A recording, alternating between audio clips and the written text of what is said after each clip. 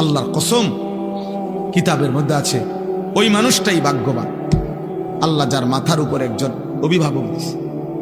সিরাতাল্লাযীনা আনআমতা আলাইহিম, সিরাতাল্লাযীনা আনআমতা আলাইহিম।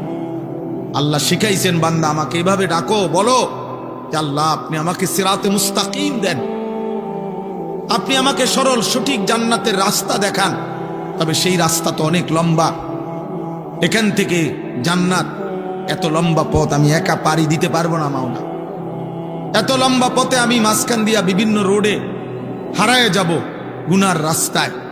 কাজে সিরাতাল্লাযীনা আনআমতা আলাইহিম, আমার আগে আপনি যাদেরকে এমন পথ দেখাইছেন যে এই সিরাতে মুস্তাকিমের পথে পরিচালিত করেছেন, আপনার এমন কোন প্রিয় বান্দা আমারে দেখায় দেন, মিলায়া দেন, যার পিছনে চলে চলে সিরাতে মুস্তাকিমের উপরে আমি জান্নাতে চলে যাব। এটাই আয়াতের অর্থ। গায়রিল মাগদুবি আলাইহিম ওয়ালাদ-দাল্লিন। আল্লাহ যাদের উপরে আপনার গজব, আপনার লানত পড়ছে যাদের উপরে, এমন নাফরমানের সঙ্গ আমারে বানায়েন, এমন নাফরমানের